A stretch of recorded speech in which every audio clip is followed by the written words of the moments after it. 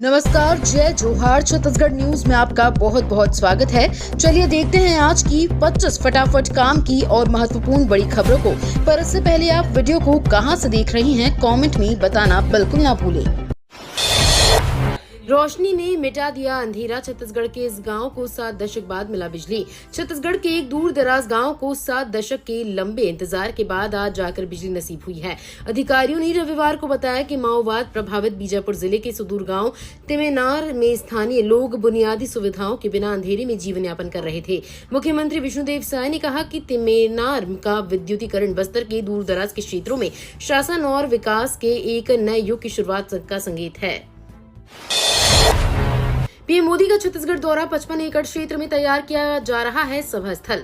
प्रधानमंत्री नरेंद्र मोदी 30 मार्च को बोदरी तहसील के ग्राम मोह भट्टा में विकास कार्यों की सौगात देने के साथ ही आम सभा को संबोधित करेंगे। मुख्यमंत्री के सचिव पी दयानंद ने शनिवार को मोह भट्टा का दौरा कर लगभग 1 घंटे तक सभा स्थल का निरीक्षण कर तैयारियों का जायजा लिया। इस दौरान कलेक्टर अवनीश चरण ने मुख्यमंत्री की सचिव को तैयारियों के बारे में बताया कि सभा स्थल 55 एकड़ मैदान में आयोजित की जा रही है। राष्ट्रपति द्रौपदी मुर्मू का छत्तीसगढ़ दौरा। राष्ट्रपति द्रौपदी मुर्मू छत्तीसगढ़ के दौरे पर रायपुर पहुंच रही हैं। महामहिम छत्तीसगढ़ विधानसभा में विधायकों को संबोधित करेंगे। ये आयोजन विधानसभा के रजत जयंती वर्ष समारोह को लेकर किया गया है। द्रौपदी मुर्मू विधानसभा के संयुक्त विधायक दल को संबोधित करने वाली तीसरी राष्ट्रपति होंगी। इसके पहले डॉक्टर अब्दुल कलाम और प्रतिभा पाटिल छत्तीसगढ़ विधानसभा के संयुक्त विधायक दल को संबोधित कर चुके हैं। छत्तीसगढ़ में नक्सलियों के सरेंडर और पुनर्वास के लिए नई नीति तैयार। छत्तीसगढ़ सरकार एक नई सरेंडर और पुनर्वास नीति शुरू करने जा रही है। इसके तहत माओवादी हमलों में मारे गए पुलिस मुखबिरों के परिवारों के लिए माओवादी की राशि को 5 लाख से बढ़ाकर 10 लाख रुपए कर दिया जाएगा। एक अधिकारी ने कहा कि नीति को अभी आधिकारिक रूप से अधिसूचित किया जाना बाकी है, लेकिन इसे जल्द ही लागू किए जाने की उम्मीद है। छत्तीसगढ़ को फिर अंतर्राष्ट्रीय मैच की मेजबानी। दिसंबर में अफ्रीका के खिलाफ खेलेगी टीम इंडिया। राजधानी के क्रिकेट स्टेडियम को एक बार फिर अंतर्राष्ट्रीय मैच की मेजबानी मिल गई है। दक्षिण अफ्रीका के भारत दौरे का एक वनडे मैच रायपुर में होगा। दरअसल दक्षिण अफ्रीका की क्रिकेट टीम नवंबर-दिसंबर में भारत दौरे पर आ रही है। इस दौरे में 2 टेस्ट, 3 वनडे और 5 T20 मैच होंगे। इसके लिए भारतीय क्रिकेट कंट्रोल बोर्ड के दौरा एवं कार्यक्रम निर्धारण समिति की बैठक हुई। इसमें दक्षिण अफ्रीका दौरे को अंतिम रूप दिया गया। छत्तीसगढ़ के 27 IAS और 24 IFS अधिकारियों के खिलाफ दर्ज है शिकायत। प्रदेश के 27 IAS और 24 IFS अफसरों पर भ्रष्टाचार केस दर्ज है। किसी ने पद का दुरुपयोग कर भ्रष्टाचार किया है तो किसी ने कमीशन खोरी कर राज्य शासन की तिजोरी को नुकसान पहुंचाया है। इन अफसरों के खिलाफ EOW विभागीय जांच चल रही है। इनमें से कुछ को आरोपी बनाकर सलाखों के पीछे भी पहुंचा दिया गया है तो कुछ जमानत पर बाहर हैं। जमीन सरकारी नौकरी और कैश सरकार की नई नीति में बड़ी घोषणा है। छत्तीसगढ़ को मार्च 2026 तक नक्सलवाद मुक्त करने का लक्ष्य रखा गया है। इस मिशन को पूरा करने के लिए सुरक्षा बल के जवान जहां लगातार कार्रवाई कर रहे हैं, वहीं सरकार ने नई सरेंडर पॉलिसी घोषित की है। नई आत्मसमर्पण एवं पीड़ित पुनर्वास नीति के तहत माओवादी हिंसा के शिकार लोगों को भूमि और नक्सल रोधी अभियानों में सुरक्षा बलों की सहायता करते हुए मारे गए लोगों के परिजनों को मुआवजा दिया जाएगा। 26 मार्च से छत्तीसगढ़ में 3 दिवसीय मेला सह प्रदर्शनी का आयोजन। छत्तीसगढ़ में कृषक उत्पादक संगठनों के गठन एवं गतिविधियों को बढ़ावा देने के लिए इंदिरा गांधी कृषि विश्वविद्यालय रायपुर में कृषि विकास एवं किसान कल्याण तथा जैव प्रौद्योगिकी विभाग छत्तीसगढ़ शासन तथा लघु कृषक कृषि व्यापार संघ भारत सरकार नई दिल्ली की संयुक्त तत्वाधान में दिनांक 26 से 28 मार्च 2025 तक 3 दिवसीय कृषक उत्पादक संगठन मेला सह प्रदर्शनी का आयोजन किया जा रहा है। छत्तीसगढ़ में खुलेगी शराब की 67 नई दुकानें। प्रीमियम स्टोर्स भी होंगे शुरू।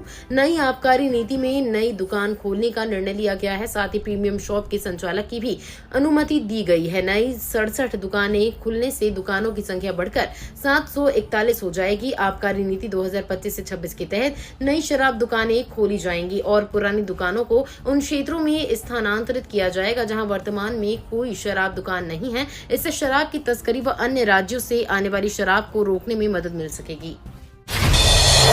स्टेशन में डिजिटल पेमेंट को बढ़ावा। रायपुर में रेलवे ने बंद किए कई कैश काउंटर। दुनिया में हर जगह डिजिटल का स्कोप ज्यादा हो गया है। हर चीज में डिजिटल का यूज काफी अच्छा हो गया है। डिजिटल इंडिया हर युवाओं, बच्चों, बूढ़ों की मदद करता है। लेकिन अब लोगों को डिजिटल पेमेंट को बढ़ावा देने के लिए रेलवे जोन के अधिकारियों ने आरक्षण केंद्र और अनारक्षित टिकट केंद्र में कई कैश काउंटर बंद कर दिए हैं। इससे यात्रियों की परेशानी बढ़ गई है। नौकरी लगाने के नाम पर 1.5 लाख की ठगी। एफआईआर दर्ज कर जांच में जुटी पुलिस। छत्तीसगढ़ के रायगढ़ जिले में सिम में नौकरी लगाने के नाम पर एक ग्रामीण से 1.5 लाख रुपए की ठगी का मामला सामने आया है। पुलिस ने अपराध दर्ज कर जांच शुरू कर दी है। इस संबंध में पुलिस से मिली जानकारी के अनुसार खरसिया थाना क्षेत्र अंतर्गत डूमर भाटा गाँव निवासी जीवन राम भारद्वाज पिता आत्मा राम भारद्वाज की जान पहचान विनोद दास महंत से थी। नई सुविधा अब आसानी से करा सकेंगे। रजिस्ट्री जिला दफ्तर में कराई तो लगेंगी 25,000 रुपए ज्यादा। बिलासपुर जिले के रजिस्ट्री कार्यालय में लगातार बढ़ती भीड़ और काम की अधिकता को देखते हुए 5 तहसीलों में भी रजिस्ट्री की व्यवस्था प्रशासन ने इस साल की शुरुआत में की है। इस व्यवस्था को कड़ाई से लागू करने के लिए निर्धारित तहसील के अलावा जिला पंजीयक कार्यालय या अन्य तहसील से रजिस्ट्री कराने में 25,000 रुपए अतिरिक्त शुल्क का भी प्रावधान किया गया है। छत्तीसगढ़ के 680 युवा अग्निवीर के लिए हुए चयनित। इस दिन से शुरू होगी ट्रेनिंग।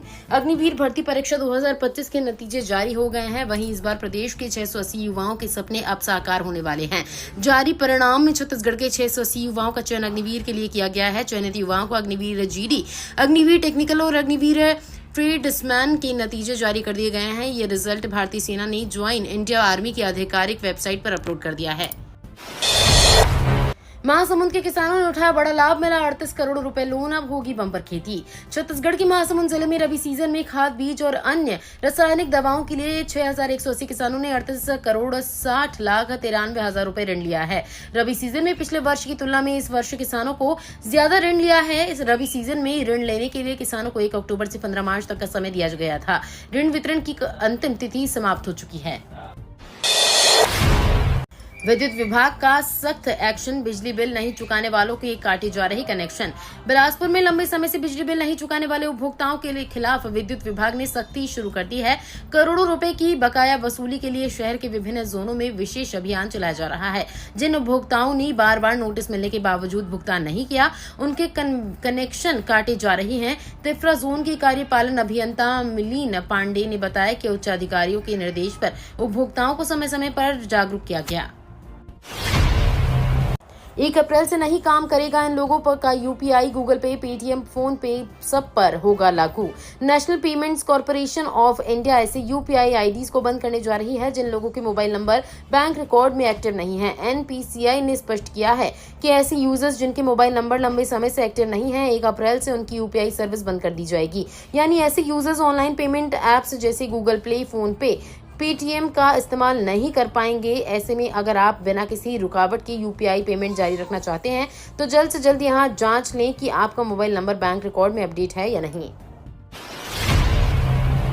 अवैध खनिज परिवहन पर बड़ा एक्शन। जिले में खनिज के अवैध उत्खनन और परिवहन की मिल रही लगातार शिकायत पर खनिज राजस्व एवं पुलिस विभाग की संयुक्त टीम ने कार्रवाई की है। सरगांव क्षेत्र में दबिश देकर एक हाईवा और 10 ट्रैक्टर को जब्त किया गया है। बताया जा रहा है कि विभिन्न स्थानों से सूचना प्राप्त होने पर टीम ने सरगांव क्षेत्र में छापेमारी की। छत्तीसगढ़ में मौसम का बदलता मिजाज। गरज चमक के साथ बारिश की संभावना। छत्तीसगढ़ में इस समय मौसम अस्थिर बना हुआ है। पश्चिमी विक्षोभ, द्रोणिकाओं और चक्रवाती परिसंचरण के प्रभाव से प्रदेश में बारिश, गरज चमक और तेज हवाओं की स्थिति बनी हुई है। आगामी दिनों में मौसम में बदलाव देखने को मिलेगा, जिसमें हल्की से मध्यम बारिश, ओलावृष्टि के बाद अब तापमान में बढ़ोतरी के संकेत हैं। 80 दिन में 113 नक्सली ढेर। डेडलाइन से पहले एक्शन में जवान। बस्तर में सुरक्षा बलों को बड़ी सफलता मिली है। बीजापुर और कांकेर जिलों में 2 अलग अलग मुठभेड़ों में कम से कम 30 माओवादी मारे गए। दुर्भाग्य से इस मुठभेड़ में एक जवान भी शहीद हो गया। बस्तर रेंज के आईजीपी सुंदरराज ने बताया कि सबसे बड़ी मुठभेड़ बीजापुर के गंगालूर में हुई। ये इलाका नक्सलियों का गढ़ माना जाता है और यहाँ पहले भी बहुत खून खराबा हुआ है। छत्तीसगढ़ बना क्राइम का गढ़, हत्या से लेकर लूट। जशपुर में गांजा तस्कर पर बिग एक्शन। छत्तीसगढ़ में हत्या और लूट की वारदात के साथ साथ गांजा तस्करी सबसे बड़ी चिंता बनकर उभर रही है। यहां मामूली बात में मर्डर की घटनाएं हो जाती हैं। राजनांदगांव में होली के दिन एक पति ने अपनी पत्नी की हत्या सिर्फ इसलिए कर दी क्योंकि उसने खाना देने से मना कर दिया। पुलिस ने इस केस में आरोपी को गिरफ्तार कर लिया है। धमतरी में शनिवार को लूट की बड़ी घटना सामने आई। जशपुर पुलिस लगातार गांजा तस्करों पर कार्रवाई कर रही है। 30 मार्च से 6 अप्रैल तक चैत्र नवरात्र पर्व डूंगरगढ़ में जोरों शोरों से चल रही तैयारी। श्री बलेश्वरी मंदिर ट्रस्ट समिति डूंगरगढ़ द्वारा चैत्र नवरात्रि पर्व इस बार 30 मार्च से 6 अप्रैल तक मनाया जा रहा है। ज्योति स्थापना 30 मार्च को नीचे मंदिर व शीतला मंदिर में रात्रि 8:30 बजे एवं ऊपर मंदिर में रात्रि 7:30 बजे से प्रारंभ होगी। सप्तमी में 4 अप्रैल को ऊपर मंदिर एवं नीचे मंदिर में विशेष काल रात्रि अभिषेक, मध्य रात्रि 11 बजे से 12:30 बजे के मध्य। अष्टमी हवन 5 अप्रैल को ऊपर मंदिर में सुबह 8 बजे एवं नीचे मंदिर व शीतला माता मंदिर में रात्रि 7:30 बजे से प्रारंभ होगी। सेंट्रल जेल को बनाया परीक्षा केंद्र, 291 कैदी दे रहे एग्जाम। सेंट्रल जेल रायपुर के कैदियों को परीक्षा देने बाहर नहीं जाना पड़ेगा, उनके लिए जेल में ही परीक्षा केंद्र बनाया गया है। इसके लिए छत्तीसगढ़ राज्य open school, NIOS, Chhattisgarh Sanskrit Vidya Mandalam, Pandit Ravishankar Shukla Vishwavidyalaya Raipur और इंदिरा गांधी राष्ट्रीय मुक्त विश्वविद्यालय द्वारा मान्यता दी गई है। रायपुर जेल में शिक्षा सत्र 2024 से 25 में पहली कक्षा से लेकर स्नातकोत्तर तक 291 कैदी पढ़ाई कर रही हैं। केंद्र सरकार का बड़ा फैसला, सरकारी भर्तियों के लिए होगा एक पोर्टल। केंद्रीय मंत्री डॉक्टर जितेंद्र सिंह ने घोषणा की कि केंद्र सरकार अभी सरकारी भर्तियों के लिए एकीकृत नौकरी आवेदन पोर्टल विकसित करने की दिशा में कार्य कर रही है। इस पहल का उद्देश्य नौकरी तलाशने वालों पर बोझ कम करना और उन्हें एक ही प्लेटफॉर्म पर आवेदन करने की सुविधा प्रदान करना है, जिससे उनका समय और एनर्जी बचेगी। केंद्र सरकार ने 157 मेडिकल कॉलेजों को मंजूरी दी। ग्रामीणों में बेहतर होंगे स्वास्थ्य सुविधाएं। देश के ग्रामीण इलाकों में स्वास्थ्य सुविधाओं को बेहतर बनाने का काम शुरू हो गया है। केंद्र सरकार ने 3 चरणों में देश के अलग अलग जिलों के लिए 157 मेडिकल कॉलेजों को मंजूरी दी है। लोकसभा में पूछे गए एक सवाल के जवाब में केंद्रीय स्वास्थ्य मंत्री डॉक्टर JP नड्डा ने ये जानकारी दी। डॉक्टर नड्डा ने बताया कि इन 157 कॉलेजों में से 131 मेडिकल कॉलेज कार्यशील हैं। डॉक्टर नड्डा ने बताया कि पहले चरण में 58 मेडिकल कॉलेजों को मंजूरी मिली है।